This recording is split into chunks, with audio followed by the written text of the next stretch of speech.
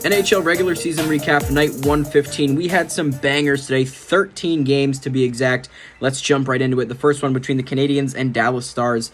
A 3-2 fly in this one. All goals scored in the second period. Suzuki, Harley, 2 from Sagan, and then 1 from Juraj Slafkovsky, who's been pretty good lately. You guys can do the math. It's a 3-2 win for the Stars over the Canadiens. Jake Ottinger, 18 of 20, a 900 save percentage. Sam Montembeault continues to be pretty good. 35 of 38, a 921 in the losing effort. Didn't watch any of this one, admittedly, but looks like it would have been at least a pretty fun second period to watch. An expected victory for the Stars. They're now first in the Central, the Canadiens 6th in the Atlantic.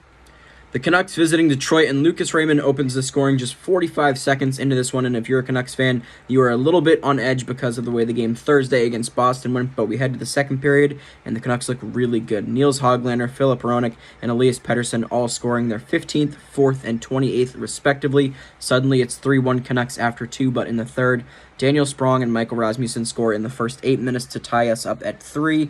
We head all the way to overtime where Jake Wallman gets a penalty shot off a Quinn Hughes cross-checking penalty. He buries it, and you already know he hits the gritty after he scores an OT game winner. His 11th goal of the year. It's a huge win for the Red Wings. They're 5th in the Atlantic, but this finds them within a point, I believe, of a playoff spot in the Eastern Conference. Puts them at the number 1 wildcard spot in the Eastern Conference. So a huge, huge win for the Wings. It's a 4-3 overtime final for them. Vancouver, meanwhile, maintains their number 1 spot in the West. The St. Louis Blues taking on the Buffalo Sabres, and Joel Hofer, you can take a bow for this one. A 33 save performance in a 3-1 victory, and much like the Red Wings, this is a huge one for the Blues. They're fighting for their own playoff spot, and this was a win they had to have against a struggling Sabres team. Jake Neighbors scores the only goal in the first period, 12:53 in. Okposo ties it early in the second, less than a minute in, but about 3.5 minutes after that, Jordan Kyrou makes it a 2-1 game once again. In the third, we head all the way to the final 2 minutes where Jake Neighbors gets his 2nd of the game, 17th of the year, to make it 3-1, and the final would stay that way. Again, Hofer, 33 of 34. He was magnificent. UPL was not bad in this one, 23 of 26 for an 885, but hard to score when your team scores just the one. This is a huge, huge, huge win for St. Louis. The Flames continuing their Eastern road trip, and they once again take care of business tonight against the New York Islanders. It's a 5-2 final, and we have a Mackenzie Weegar hat trick, his 13th, 14th, and 15th of the year. He scores the only goal in the first. He scores 1 of 2 in the second. Jonathan Huberdeau with the other on the power play. And then in the third, Brock Nelson, Blake Coleman, John Gabriel Pageau, and then the empty netter goes to Mackenzie Weegar. Jacob Markstrom was magnificent as well, 35 of 37. Varlamov just 19 of 22. It was not his best performance, specifically the first goal from Weegar, one he definitely wants back, but just not quite good enough from the Islanders. Markstrom definitely the better 2 goalies. Mackenzie Weegar by far the best player in this game. It's a 5-2 victory for the Flames, and they, much like St. Louis, have a big win in this one as they also continue to climb the standings. I believe they're now just a point out of the final wildcard spot. The Bruins hosting the Washington Capitals, and after blanking the Canucks 4-0 on Thursday, the Bruins get blanked today. It's TJ Oshie, Dylan Strome, and Alex Ovechkin with the 3 goals for Washington. Ovechkin breaking the all-time record for empty net goals, passing Wayne Gretzky with his 57th.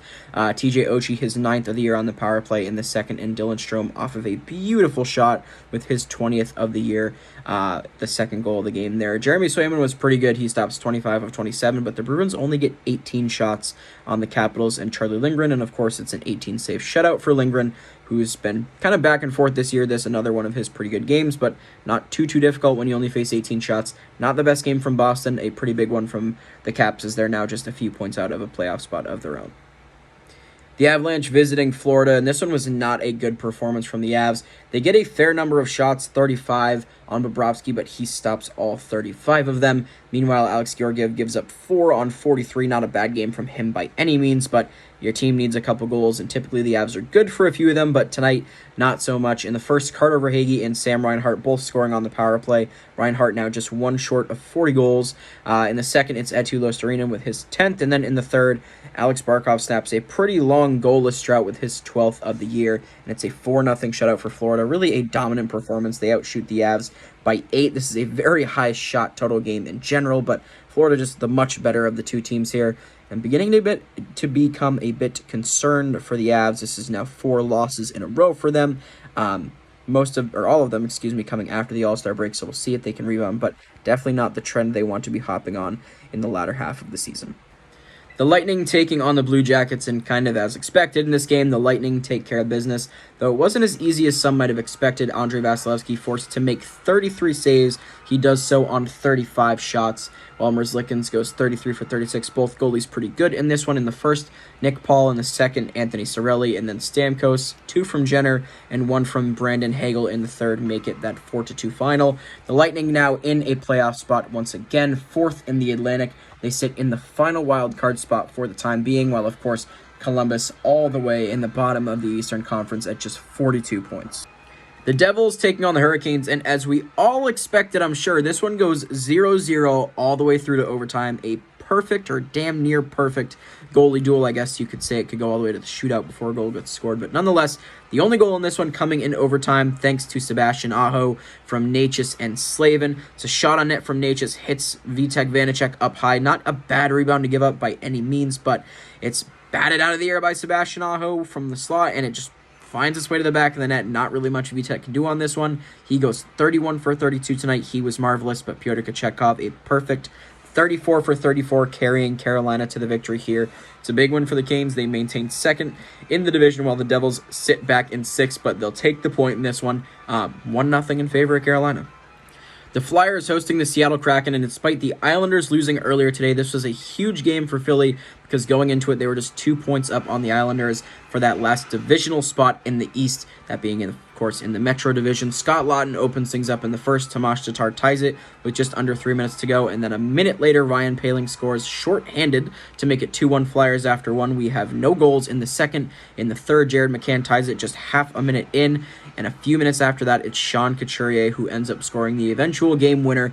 Cal Peterson finally getting a start in this one. He goes 17 for 19 and .895 save percentage, while Joey Decord was much busier, exactly double the amount of shots. He goes 35 for 38, a .921 save percentage, but a losing effort from Seattle as a whole.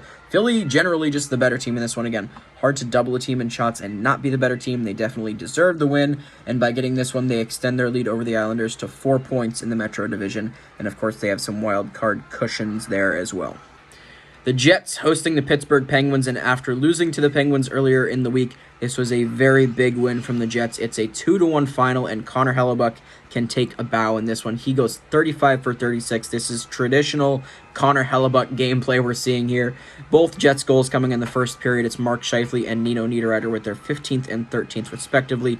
Brian Rust would make it a 2-1 game in the second, but no more goals after that. Tristan Jarry was also very good in this one. He goes 29 for 31, just couldn't get that second goal to at least force the OT in this one. But again, a much-needed win for the Jets, snapping a 4-game losing streak. They maintain their 3rd spot in the Central, while the Penguins sit tight at 5th in the Metro. And again, just a few points out of that final wildcard spot in the East.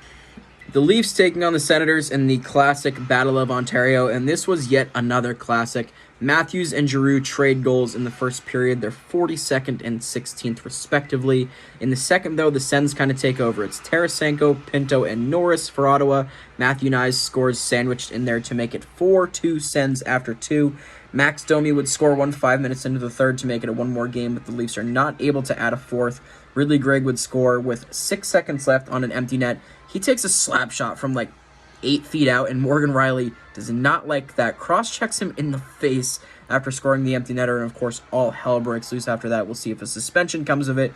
It was kind of a surprising and hilarious moment to come out of a game that was otherwise really tightly contested and entertaining, but nonetheless, the Sens take this one, even though it doesn't mean all that much for them. It's a 5-3 victory for them, and we'll see what happens to Mo Riley after this one for whatever the hell that was.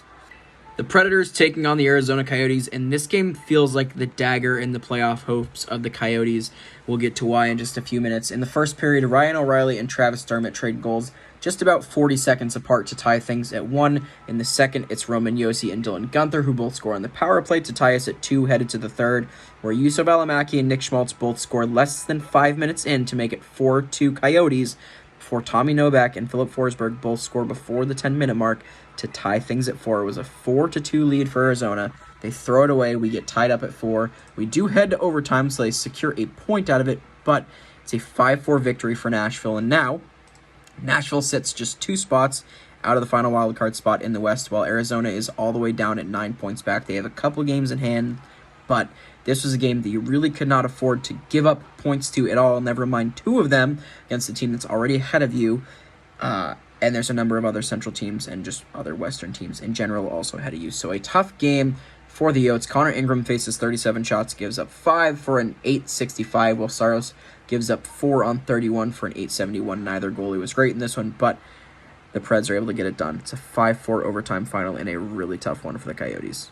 And the final game of the night, the Oilers taking on the Edmonton Oilers, and the Oilers lose their first set of consecutive games since December of last year. No goals in the first, but in the second, Pierre-Luc Dubois opens the scoring. This is a big goal for him. He's been under fire a lot lately. Trevor Lewis scores another one to make it 2-0 LA after 2, and then in the third, 2 goals from Quinton Byfield, one regularly, and then another on the empty net makes it a 4-0 final for LA. Dave Riddick, who got the start in this one, goes 26 for 26 in the winning effort. Stu Skinner, 22 for 25. Not his best game, but you, of course, can't win if your team does not score, and that was very much the case tonight for the Oilers on rare occasion. But that's going to be it for NHL regular season 115. Crazy that we've already made it through 115 nights of the regular season, but here we are. Tomorrow there's just 2 games between the Blues and Canadiens, Capitals and Canucks, and hopefully you're a fan of one of those 4 teams. Otherwise, you better be cheering for the 49ers. We'll talk to you guys tomorrow.